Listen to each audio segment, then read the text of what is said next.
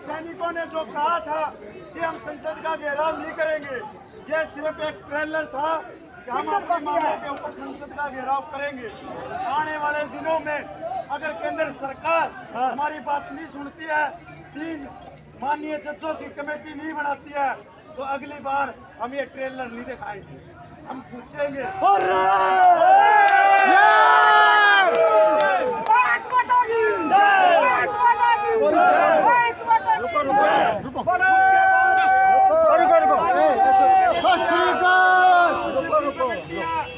उसका जिम्मेवार होगी केंद्र सरकार। बिल्कुल अरे सर, पूरा संयुक्त तो पहले से बढ़ गया हुआ है। 60,000 करोड़ रुपया दे दिया मनरेगा पेंशन पे। हम ये कह रहे हैं कि श्वेत पत्र लेके आओ, वो कहाँ गया? 65,000 करोड़ रुपया पैसा कहाँ गया? माननीय प्रधानमंत्री ने अपनी जेब से नहीं दिया था, टैक्स पेयरों का पैसा था, जनता का पैसा। हम एक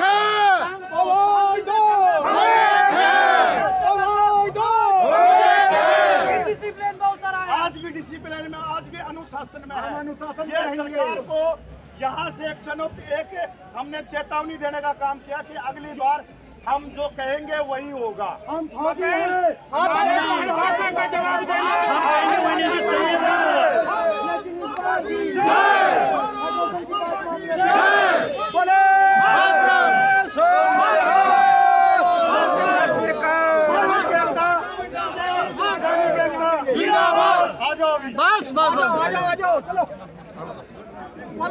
TD24 न्यूज़। इस वक्त मैं मौजूद हूँ जंतर मंतर पर और हमारे साथ ये कुछ फौजी भाई हैं, आइए इनसे बात करते हैं। हाँ जी सर, कहाँ से आए हैं? आए हैं शाजापुर जिला मध्य प्रदेश। नाम क्या आपका? अमृतलाल। तो सर, आपकी जो वन पेंशन की जो मांग थी वो पूरी हुई क्या? हुई क्या? उसमें मतलब बेईमानी हुई, विसंगति अधिकारियों के हाथ में रहता था, उन्होंने अपना भर लिया, बाकी जो बचा उसको सभी को बांट दिया। तो आगे क्या मुहिम रहेगी आपकी? मुहिम क्या है, हक के लिए महाभारत हुई और हक कोई दान में नहीं देता, इसके लिए संघर्ष करना पड़ेगा। तो सर, इतने दिन हो गए आपको यहाँ पे धरना मतलब रखे हुए, तो क्या लगता है आपकी आगे सरकार मांग पूरी करेगी? उम्मीद तो है हमें, इसलिए तो डटे हुए। सर, आप कहाँ से आए? मेरा नाम नटवर लाल लेवे है। मैं शाजापुर जिला मध्य प्रदेश छोटे से तालुका में निवास करता हूँ। तो वहाँ से हमें अभी फेडरेशन ऑफ वेटर्स एसोसिएशन से बड़ा कॉल हुआ था कि सभी को जंतर मंतर पर संसद का घेराव करना है, इसलिए बड़ी कॉल के संबंध में सभी लोग यहाँ पे आए हैं। पहले भी 20 फरवरी को हम लोग आए थे, तब से धरना आंदोलन हमारी मांगों को लेकर कंटिन्यू चल रहा है। जो हमारे साथ 7th पे कमीशन और OROP 2 जो लागू हुआ है, उसमें हमारे साथ बहुत बड़ी विसंगति धोखाधड़ी हुई है। इसका पता हमें तब चला जब OROP 2 लागू हुआ, तब उस चीज़ का हमें पता चला कि हमारे साथ ये विसंगति धोखा हुआ है। क्योंकि कोई भी चीज़ है, DA वगैरह कोई भी बढ़ता है, यदि परसेंटेज से बढ़ता है तो सभी लोगों को, अधिकारी जैसी वार्षिक को सभी को 1% बराबर का हक होना चाहिए। 7th पे कमीशन में क्या हुआ कि हम लोगों को ORJC उसको 5.27% दिया गया, 2.57% दिया गया, मैं गलत बोल गया, और ऑफिसर्स वर्ग को 2.81% दिया। पहली तो दुआ बात यहाँ भी हुई है कि यहाँ भी नहीं होना चाहिए। क्योंकि अधिकारी जो होता है वो कमीशन लेके आता है, उसका बेसिक स्केल जो है उसी हिसाब से निर्धारित होता है, और DA और अन्य अलाउंसेस जो है वो आप परसेंटेज के हिसाब से गवर्नमेंट हमको देती है, जैसे फील्ड का है। दूसरा पॉइंट है कि MSP ऑन सर्विस वाला MSP जो है मिलिट्री सर्विस पे, वो एक रिस्क पे होता है। जो फ्रंट में रहता है उसकी रिस्क ज़्यादा होती है, जो हॉस्पिटल में काम करता है वो सिक्योर रहता है, जो पीस में ऐसी ऑफिस में बैठ के अपना कमांड एंड कंट्रोल करता है उसकी रिस्क उससे भी बहुत कम होती है। कम। पर अलाउंसेस में उल्टा हो रहा है कि जो जिसकी रिस्क ज़्यादा है उसको सबसे कम अलाउंस है 5,200 रुपये, और जिसकी जो हॉस्पिटल में रह रहा है सेवा भाव से है उनकी उससे थोड़ी ज़्यादा है 10,500 है, और अधिकारी की 15,500 है। तो ये जो कि सबसे ज़्यादा शिकोर रहता है क्योंकि ऑफिस में रहता है, और उसके साथ मेरे जैसे बॉडीगार्ड भी रहते हैं जो उनको पूरी तरह से सुरक्षा प्रदान करते हैं। तो उसके बाद वो अलाउंसेस उनको ज़्यादा क्यों? एक्चुअली वो हक जो है जवानों का है जो रिस्क लेते हैं, बॉर्डर पे रहते हैं और 24 घंटा एक ही उसमें रहते हैं, राइफल भी साथ रहती है और अपनी जान जोखिम में करके वो काम करते हैं, भारत सरकार की रक्षा की ड्यूटी करते हैं अपनी, तो वो पे उनको मिलना चाहिए। तीसरा पॉइंट है हमारे वार विडो और सामान्य विडो। एक ऑफिसर्स की विडोज़ को जो है 2,51,000 समथिंग पे है, और एक अवार्ड्स की विडोज़ को 21,000 समथिंग पे है। तो इतना बड़ा अंतर एक जीवन का नहीं होना चाहिए। यदि हमारे शहीद हुए सैनिक की विधवा है, वार विडोज़ हैं, उनको पेंशन में समानता होनी चाहिए। जिस रैंक से ऑफिसर्स की पे थी उस रैंक से उनको पेंशन मिलना चाहिए, और जो जवान की थी उस रैंक से जवान को मिलना चाहिए।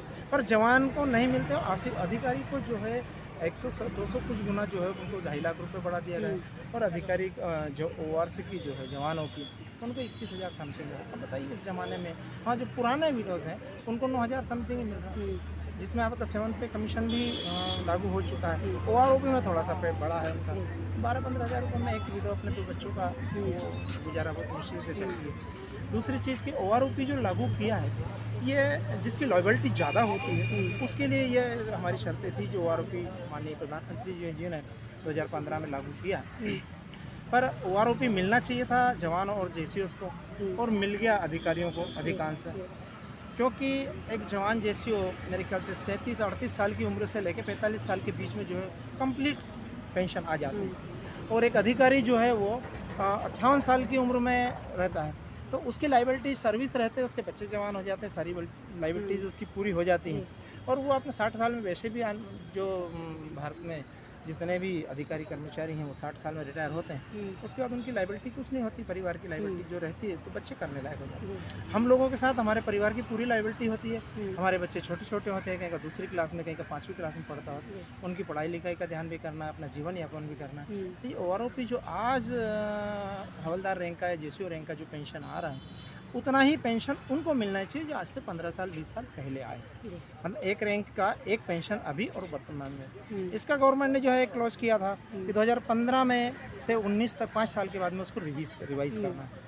जब 5 साल के बाद में रिवाइज़ करा तो हमारे जो जेसीओ साहबान हैं और उनके कैप्टन से उनकी तनख्वाह कम हो गई, जबकि कम होने का तो प्रश्न ही नहीं उठता, तनख्वाह बढ़ना चाहिए। जब कम हुई तो हम लोगों का ध्यान गया, हमने वो सर्कुलर वगैरह जो ऑनलाइन सब फैसिलिटीज़ हैं हमने सब उनको देखे। हमारे जो वरिष्ठ हैं, हमारे में से कुछ एडवोकेट भी हैं, कुछ सुप्रीम कोर्ट में एडवोकेट भी हैं, और बड़े बड़े पोस्टों पे भी हैं जो अच्छे पढ़े लिखे हैं। उन लोगों ने उस चीज़ का अध्ययन करने के बाद में लास्ट इसने से पूछा कि इसके लिए तो लड़ाई लड़ना पड़ेगी, ज्ञापन वगैरह दिए, डिफेंस मिनिस्टर को कोई सुनने वाला कोई नहीं है। तो उस हिस्सा में फिर हमारा सबका सैनिक संगठन हरियाणा से उन्होंने एक आवाज़ उठाई कि हम क्यों ना 20 तारीख को कंटिन्यू धरना रहेंगे। उसके साथ हम पूरे देश की जितने भी हमारे छोटे छोटे एसोसिएशन थे, छोटे छोटे संगठन थे, सब ने मिलकर उनका सपोर्ट किया, और आज इस कंडीशन पे कि यहाँ से 40-50 हज़ार आदमी से ऊपर जंतर मंतर भी इकट्ठे हुए, संसद का घेराव का प्रोग्राम था। सर आपका बीच में भी ये बड़े बड़े धरने 1-2 बार हो चुके हैं, तो उसके बावजूद भी सरकार आप लोगों की सुनवाई क्यों नहीं करती? इसमें एक चीज़ है,